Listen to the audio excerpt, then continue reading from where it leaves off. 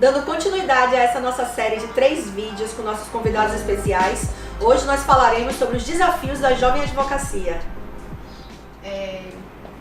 Como o nosso canal, né, no YouTube, ele é voltado muito para a jovem advocacia, eu queria que vocês falassem com os jovens advogados, dessem dicas de como ingressar na carreira, principalmente já que estamos aqui diante de 2 professores de Direito Constitucional, né, falasse um pouco sobre como ingressar, né, no Direito Constitucional, como advogar no Direito Constitucional. Bom, eu me sinto muito à vontade até para falar sobre isso, porque durante todo o período em que eu estive vinculado de alguma maneira à Ordem dos Advogados do Brasil, eu costumo dizer que a minha história profissional ela se confunde muito com a minha história em defesa da advocacia, nas funções que eu exerci junto à Ordem dos Advogados do Brasil, desde quando eu saí da faculdade, participando diretamente dos processos de pensamento político dentro da OAB, nas lutas que nós desenvolvemos na OAB, quando eu fui vice-presidente daqui da OAB de Feira de Santana, na época de conselheiro seccional, quando eu fui presidente de comissões da OAB, e eu sempre, nos momentos que eu participei das cerimônias de entrega das carteiras aos jovens advogados, aos novos advogados, principalmente aqui na comarca de Feira de Santana, eu sempre dizia a eles que a advocacia ela é uma profissão para quem tem coragem. Eu acho que o lema principal do exercício da advocacia é a coragem. Você precisa ter a coragem para enfrentar o arbítrio. Você precisa ter coragem para enfrentar adversidades que geram a injustiça. A luta para se fazer a justiça é uma luta muito intensa, porém extremamente gratificante. Mas além da coragem, é imprescindível que a atuação de qualquer advogado, de qualquer jovem advogado, ela esteja sempre pautada pela ética. A ética é um valor imprescindível para o seu próprio crescimento profissional. Então, às vezes, quando nós começamos na advocacia, a gente começa com uma grande necessidade de se inserir no mercado, de ganhar clientes, de trabalhar ao máximo, até para que a gente possa atender às nossas necessidades cotidianas, às nossas necessidades financeiras cotidianas. Mas eu acho que isso não deve nos levar a desenvolver a advocacia de qualquer maneira, a desenvolver a advocacia a qualquer custo. Porque se, naquele momento, você vai obter alguns resultados imediatos, isso vai refletir no futuro bem próximo a adversidades com a sua própria reputação dentro da sua história profissional. Então, o exercício da atividade advocatícia com coragem, com ética, um terceiro aspecto também muito importante, com preparação. Uma coisa extremamente interessante e que nós até comentávamos aqui nos bastidores é essa maneira esperançosa que a jovem advocacia tem se portado nos últimos tempos. Eu sou um verdadeiro entusiasta da maneira como a jovem advocacia vem se apresentando, desenvolvendo um verdadeiro sentido de corpo, criando uma unidade entre os jovens advogados, onde a cooperação que existe dentro da jovem advocacia faz com que cada um, lutando coletivamente, consiga atender também aos seus anseios individuais. Então isso que vocês vêm fazendo, que eu sou testemunha diária, Simone e Larissa, junto com o nosso amigo Pedro Mascarenhas, junto com o nosso amigo Paquinho, Gabriel Paquinho, vem desenvolvendo aqui em Feira de Santana, tem dado um norte, tem dado uma condição extremamente perfeita para que o desenvolvimento profissional de vocês que vêm da Jovem Advocacia e, consequentemente, contagiando advogados mais experientes como eu, que tenho acompanhado no dia a dia, que tenham tido a oportunidade de participar junto com vocês de eventos, participar junto com vocês de situações que envolvem diretamente essa atuação da Jovem Advocacia. Então eu acho que, se eu posso dar um conselho aos jovens advogados, é justamente que pautem a sua atuação por coragem, ética e capacitação. São 3 pilares imprescindíveis para o exercício da boa advocacia. Eu quero complementar, e assim, os 3 são absolutamente indispensáveis e necessários. Mas eu acho que também é preciso trabalhar 2 outros que complementam essa realidade. A primeira é resiliência. Sim.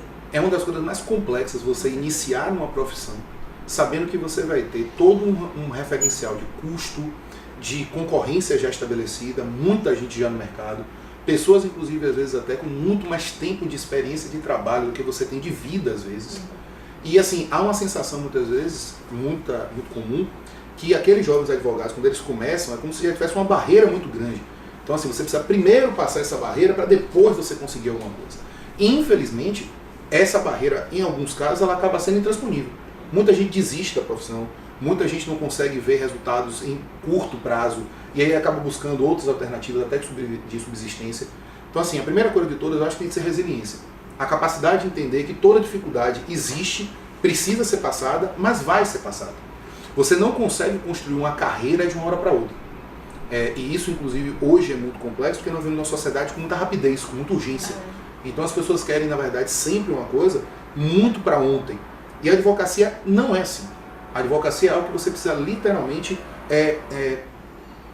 plantar hoje para colher daqui a um tempo. Quem diz isso é uma pessoa que entrou no escritório de advocacia como estagiário no 3º semestre de faculdade e saiu 18 anos depois como sócio.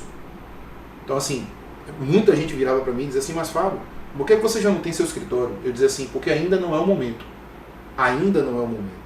Quando esse momento chegou, foram 18 anos depois. Eu tenho uma vida, na verdade, dentro da realidade que eu tinha, do escritório que eu já atuei. Então, nessa perspectiva, a resiliência é a capacidade, em alguns casos, de você trabalhar e dizer assim, olha, hoje eu estou fazendo isso porque eu vou conseguir tal coisa dentro do tempo. Isso vai ter perspectivas práticas. Então, os advogados mais jovens, por exemplo, eles têm que se focar na ideia que, dentro dessa perspectiva que o Carlos bem colocou, você tem que fazer uma formação sólida.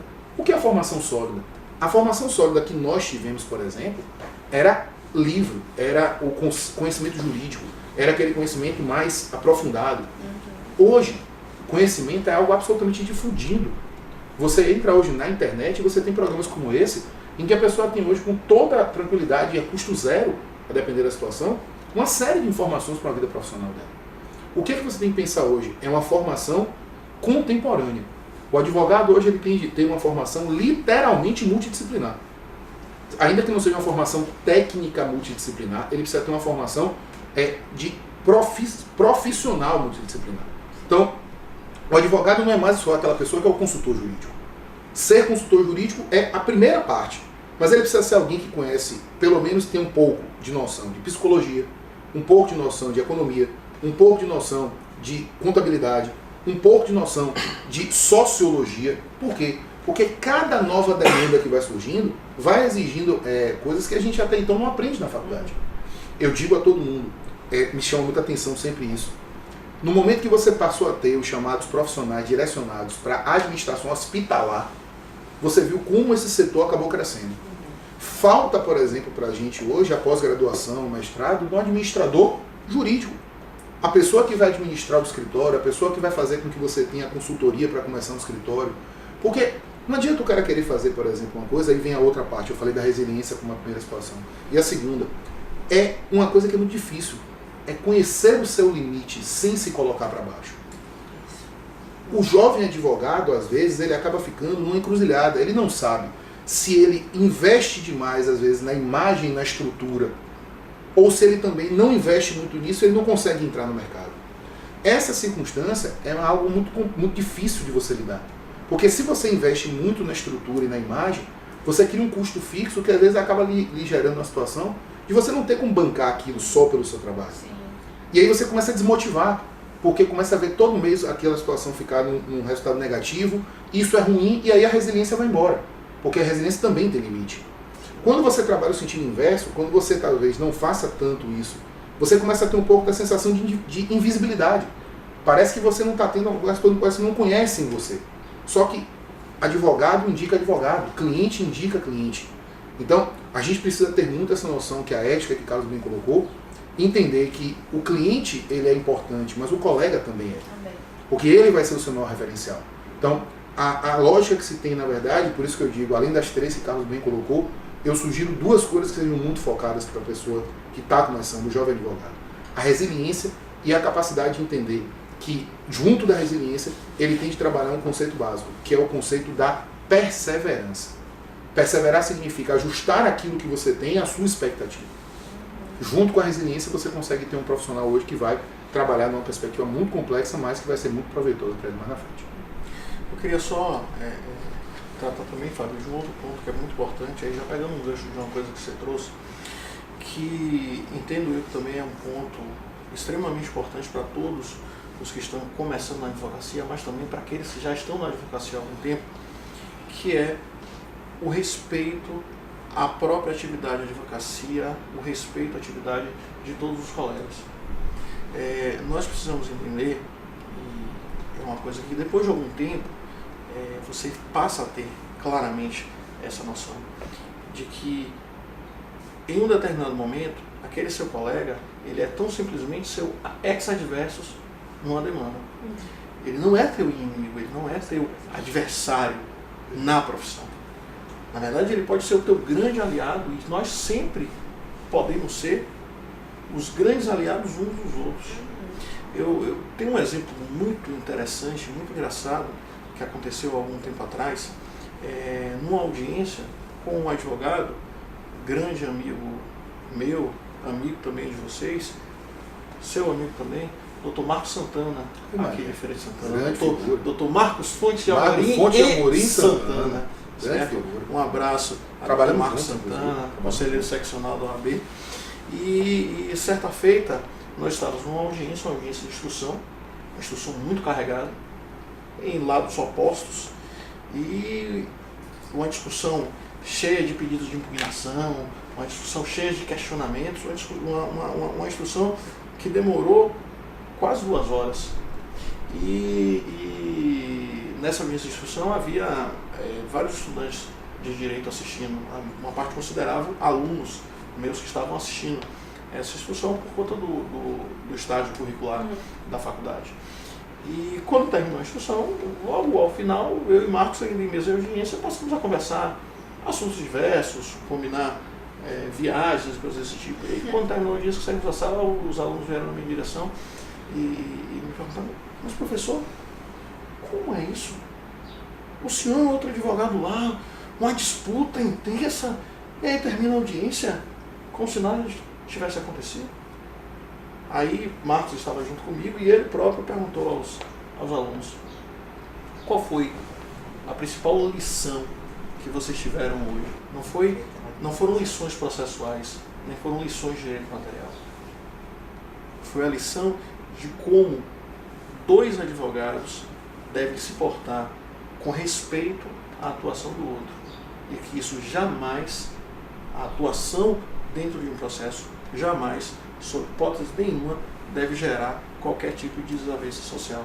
Porque, sobretudo, a relação de companheirismo profissional, ela deve sempre ser alimentada e sustentada.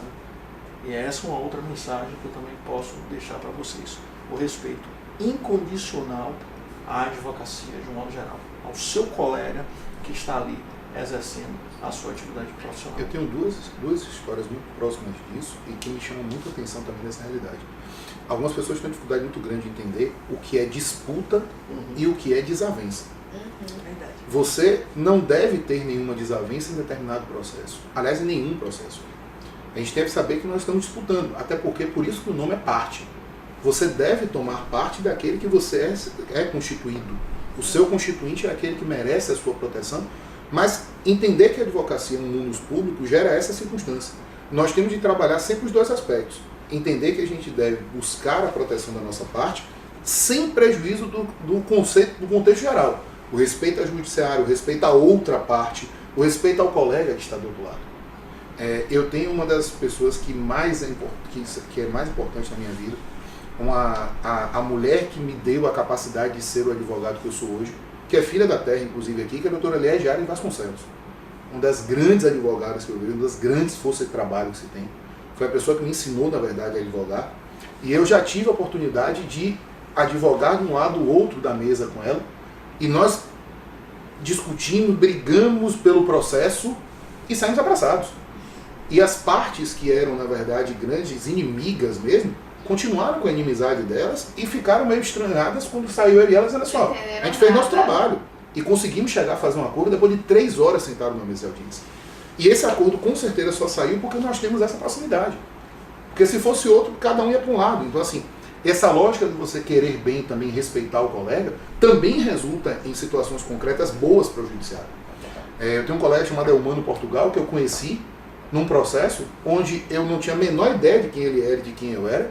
Nós nos conhecemos fazendo uma sustentação oral no tribunal, numa apelação, e o nível de respeito que a gente acabou nutrindo um pelo outro na sustentação, onde ele estava discutindo a tese dele, eu discutindo a minha, fez com que quando a gente saísse dali, a gente apertasse as mãos e fôssemos amigos até hoje.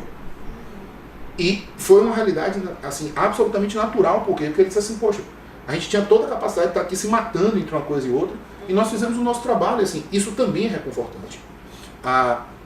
O advogado jovem, ele às vezes acaba não tendo bem essa dimensão entre o que é a demanda e o que é a possibilidade do que ele pode atuar. A demanda é um problema a ser resolvido. Nós somos instrumentos para conseguir fazer essa resolução, inclusive se nós tivermos também uma postura que ajude nessa realidade. Nós precisamos sempre entender, o advogado jovem, o advogado mais experiente, ele precisa ter serenidade. Se ele perder a serenidade, tudo acaba, porque você não vai conseguir nunca ter a capacidade de ajustar aquilo que é necessário. Mas às vezes a gente está muito afobado em resolver alguma coisa. Nós não somos ali, a mesa de audiência, atuação na tribuna, não é palanque. Nós estamos ali para fazer um trabalho sério. Quando a gente usa certos recursos, às vezes até de fala, de exposição, eles são recursos para atender um objetivo final. Se a gente atua com ética, com o objetivo que se tem, a gente consegue compreender que a gente tem um trabalho muito mais forte a fazer, que é, respeitando o colega dali, que agora é seu ex-adverso, daqui a um tempo ele pode estar do seu lado. O pessoal que atua, por exemplo, na área criminal vê muito isso. Quantas vezes você tem colegas que às vezes acabam tendo um problema de vinculação entre si, e daqui a um tempo o cara diz assim, poxa, mas eu preciso indicar um assistente de acusação. E você perde a oportunidade, às vezes, de fazer isso, porque o cara lá atrás diz assim, com fulano eu não trabalho. Isso mata qualquer atividade de advocacia, porque você não pode ter essa seletividade de forma tão apaixonada. Por isso que eu falo muito também da noção da serenidade, que eu acho que talvez seja uma das grandes noções que a jovem advocacia precisa ter nesse campo. Com certeza, eu falo sempre, eu brinco que vão-se os processos, mas ficam-se os colegas, né? E a advocacia realmente é uma função que você não consegue trabalhar sozinho, até porque ninguém é capaz de conhecer todo o direito, né? O direito é muito vasto, é amplo, mesmo dentro de cada ramo especificamente. Por exemplo, eu como tributarista, eu sei que dentro do direito tributário a gente trata de importação, exportação, tem a parte dos impostos estaduais, os impostos da União, os municipais, as outras contribuições especiais. Então assim, é tudo muito amplo. Tem aquela parte que chega perto do direito aduaneiro, tem a parte que chega perto do direito previdenciário. Minerário. E aí isso é muito vasto. Então imagine se chega para mim um cliente de previdenciário.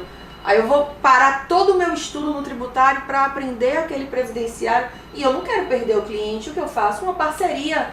Então é muito importante a gente estar em contato sempre com os colegas. Os primeiros clientes na nossa Jovem Advocacia costumam vir, na verdade, de indicação dos colegas. Você precisa dessa rede de relacionamento não só para indicar e ser indicado, mas também para ter alguém com quem dividir, né, o peso daquela labuta diária. Você às vezes acontecem situações que chateiam, né? Às vezes você tem uma mesa de audiência e acontece de um juiz não ser tão cortês, por exemplo. Então você ter um colega para comentar e conversar, falar, poxa, aconteceu comigo, ele, aconteceu comigo também, mas vamos junto, sabe? Eu acho que isso ajuda, justamente esse companheirismo ajuda na questão da resiliência, com certeza. Porque o início da advocacia é realmente complicado, não é fácil. A advocacia não é uma profissão para os fracos, né? Como se costuma falar bastante. E você ter o apoio de colegas e parceiros, com certeza deixa isso tudo mais tranquilo. Principalmente nessa era digital, que tudo a gente consegue ter um conhecimento sempre para ontem, né? Saiu uma notícia, ela já está no mundo inteiro. O pessoal tem acesso à informação, como estão tendo aqui através do nosso podcast, em redes sociais. A gente sempre está consumindo muito conhecimento. E aí a gente acha que o resultado sempre vai vir assim também, né, para ontem. E não é bem assim. Então é importante a gente aproveitar essa era digital, aproveitar esse conhecimento difundido, mas aproveitar isso a nosso favor, não querendo também o imediatismo, mas por que não estudar mais sobre empreendedorismo, sobre marketing, sobre vendas. É meio polêmico falar sobre vendas e advocacia, porque já cai na questão ética, de captação, mas quando eu digo vendas, de venda do seu serviço, venda da sua imagem como advogado, isso é muito importante. Então por que não aproveitar a era digital? Esquece um pouquinho o lado do imediatismo, né, de querer tudo o resultado para ontem, mas seguindo ali na resiliência e na persistência, buscando justamente ferramentas para que possam agregar na sua advocacia, que hoje em dia eu acredito que não é só você saber o direito, né? Você precisa saber atender o cliente bem, você precisa saber se portar, você precisa ter noções de contabilidade, de marketing, de gestão, de tudo isso, e realmente é isso que faz a diferença na advocacia hoje em dia. Eu queria só chamar a atenção de uma coisa que para mim é muito importante. As redes sociais, elas podem ser, como todo um instrumento, bem e mal utilizadas. Claro. Eu tenho alguns grupos de ex-alunos meus, por exemplo, que são para mim indispensáveis. Por quê? Primeiro eu consigo ver grandes discussões sendo realizadas por ali. Às vezes também o pessoal passa um pouco do limite, aí você tem que saber que ir às vezes indicando algumas coisas, mas duas coisas nesses grupos às vezes são indispensáveis, sobretudo os advogados jovens. Primeiro, a tecnologia, ela fez tudo se acelerar muito mais. Então o que acontece? Às vezes as informações aparecem, você precisa de uma informação, você pergunta num fórum daquele dali, as pessoas vão saindo, vão lidando, ela vai procurando uma coisa, ela já entrega aquilo. Acontece muito isso com atos que definem, por exemplo, feriado, suspensão de expediente em algum lugar. Maravilhoso. Quase sempre eu tenho informação disso antes de sair, às vezes até em locais mais publicizados, por ali, porque o cara passou, eu canso de ver isso, o colega passou na frente de lá no fórum, passou na frente de uma vara, tá lá colocada aquela portaria, o cara tira uma foto, bota ali, quem vai em tal lugar, fica assim, você conhece tal coisa. Os sistemas eletrônicos hoje, de vez em quando os sistemas eletrônicos travam, dá um problema, aí você chega lá e diz assim, tá tendo um problema assim, tá acontecendo com vocês também? Aí cada um vai falando, aí um sabe um pouco mais, outro fala uma coisa a mais, então eu sei, troca o navegador, não vai por aí não, faz por outra coisa, então tá indisponível mesmo, já saiu uma certidão de disponibilidade, toma aí, tô mandando. Então assim, cada vez mais a gente percebe que o insulamento, ou seja, se isolar na advocacia, é um péssimo negócio. E dentro da advocacia jovem, isso fica ainda mais evidente. Se você começa a se preocupar só com você perde a possibilidade, por quê? Porque ninguém consegue dar conta de tudo ao mesmo tempo. Então, quando você está ali dentro desse network, você começa a entender que as pessoas vão indicar você porque confiam em você, porque sabem que você é uma pessoa que tem capacidade, mas também porque estão investindo em você. Às vezes a parceria pode ser uma parceria que você nunca imaginou que fosse acontecer, e daquilo ali você pode gerar uma sociedade, você pode gerar uma atividade que a pessoa vai fazer uma carteira nova que ela nunca imaginou que ela fosse ter. Então, eu acho que é indispensável hoje pensar sempre nessa lógica gregária. Advogar é ser, sobretudo, um ser gregário por excelência. E agregar valor, agregar pessoas próximas, agregar, sobretudo, pessoas que não pensam como você, que talvez seja a coisa mais fantástica que a advocacia pode gerar. Juntar pessoas que são absolutamente diversas nesse caso.